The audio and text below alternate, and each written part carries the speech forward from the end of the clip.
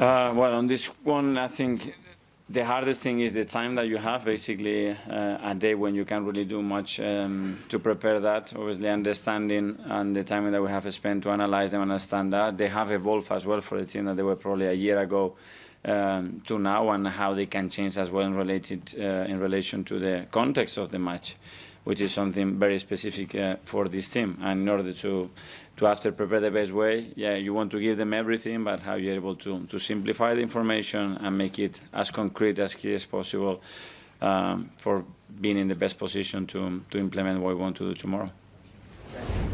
First of all, the willingness to win. You can sense that in every single ball, in every single yard, the way they play. So it's about how they compete, and then after, how they play. And I think there are two very different things. And in order to after analyze what they are, yeah, the level of organization is really high, the level of discipline is really high, and then they have had quite a lot of talent throughout the years that are very specific for the needs and the way they want to play, and they are very, very, very good at exploiting those opportunities.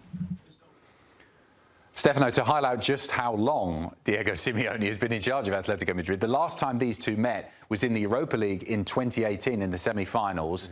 Arsenal up against Atletico Madrid. It was Wenger who was in charge of Arsenal back then, but it was Diego Simeone who was on the touchline for Atletico Madrid. Arsenal losing 2-1 on aggregate in that game. It's very unusual, and you did touch on it there, to have a manager that's been with the club for so long. Does that play into Simeone's hands for these kinds of big European nights where he just has the experience of doing it that many more times? I guess a little bit, but this is a very different Atletico Madrid side. It's a very different team. It's not the same Diego Simeone Atleti side that we've gotten used to seeing up until about this season, right? Where it was very defensive, very get a goal, sit back, park the bus, and try to grind games out, very physical. This is not that Atletico Madrid side. This is so it's not like you're playing into Simeone's favorite style of game, that he knows how it's going to go because how they're going to play. So will it help a little bit maybe for the experience? But Arteta has enough experience at this point that he knows how to set his team up in a big match at home. A lot of conversation pre-game. You've got two great strikers, one on one team, one on the other. You've got Julian Alvarez for Atleti and then Victor Gyokeres for Arsenal. There's no doubt really who the in-form player is. Alvarez is certainly that for Atletico Madrid. Victor Gyokeres, I don't think he scored in his last 9 games for club and country. How key could this man be, and difficult for Arsenal to deal with in terms of their defenders? Arsenal's been the best defense in Europe so far this season. They've only conceded 3 goals, which is mind-blowing at this point in the season in all competitions.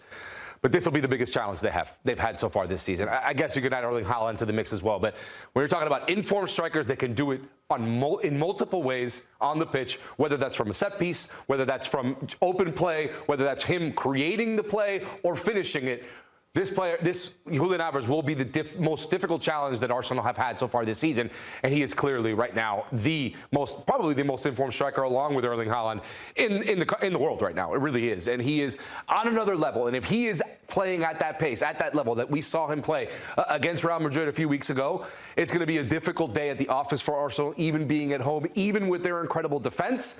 We can see that at least that fourth goal being conceded by Arsenal early on in this game, and then really make it difficult for them moving forward. For Victor Gyokeres, what's been the issue for him when you've watched him? Because there are opportunities falling to his feet. It's not like he's not getting the chances. He just hasn't quite got that ability to put the ball in the back of the net that we saw at Sporting last season. It seems like a confidence issue to me right now. It doesn't seem like he's not a different player. He's still getting into the same positions. He's finding himself in the right spots on the pitch.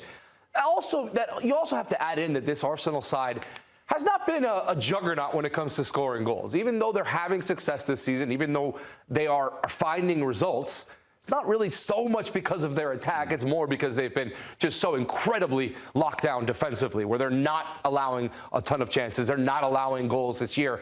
So I do think that it is a little bit of both, where he's maybe lacking in confidence, but also they're not getting multiple opportunities and chances created on a game-to-game basis for Arsenal right now. Also, their starting 11 is kind of fluid, right? Where as they will start one game, you see some of the guys come off the bench. Trossard having fantastic off the bench. Martinelli as well having a lot of success off of the bench. But the players that are starting, always a bit different.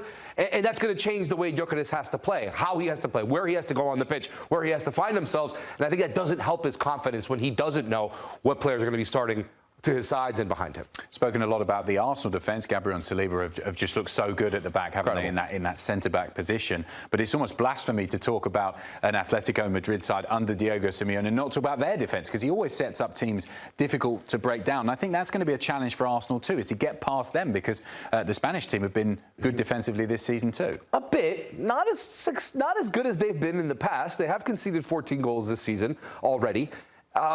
Like I said, I don't think this is the defensive Diego Simeone Atleti side that we have gotten so used to seeing. Look, it's still a team that has a lot of good players on that back line, players that can make a difference in games. But I don't think it's quite going to be the biggest challenge for Arsenal from an attacking standpoint versus their defense than they maybe have had in other games this season.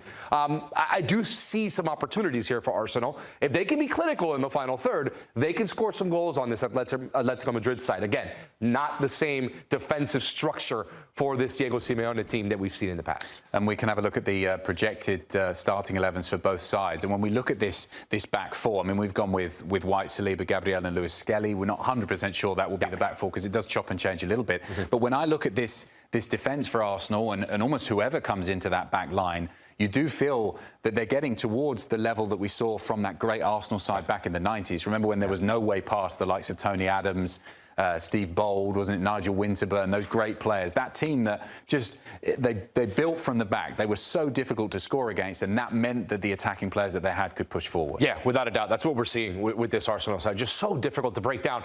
And not only that back line, Adam, but this man right here has been huge when it comes to defending. He recovers so quickly. You see, look at his defensive numbers and how many balls he's able to recover in that midfield. It just takes all the pressure off of Gabriel and of Saliba. It takes so much pressure off of them because he can grab that ball, recover, and move it forward to the likes of Declan Rice and Eberechi Eze and Saka and Martinelli and whoever else is going to be starting there for Arsenal. So I do think that it's not even just about that back four, but also Zubimendi in that midfield is basically like another defender on top of that back line, and he's been fantastic. I think personally there's a clear answer to this question. Who needs to win it more? I'm pushing that side. Yeah, it has to be Atletico Madrid. I think that they find themselves in a position, they're already falling behind in La Liga, and they know that this is the competition that they need to go out and try to help this team. But Atletico Madrid need to find a way. If they can get a point from this game, I think that that's already a successful game for them. Obviously, we'll want all three. Yeah, with some dangerous encounters to come. You've got Inter Milan at the end of November and Galatasaray, who obviously performed well against Liverpool. So none of those are gimme matches. So Atletico Madrid want to try and get 3 points in that one. What's your score prediction? I am going to go with 2-1 Arsenal. 2-1 Arsenal. 2-1 for Arsenal. Yeah, I think it's going to be a close-run game, but I think the way that Arsenal playing, I really like the way that they ground out a result against Fulham at the weekend. They managed to rest some players as well, and I think they're going to win it. It's going to be a close-run thing, though. Should be a good game. It'll be entertaining to watch across our network.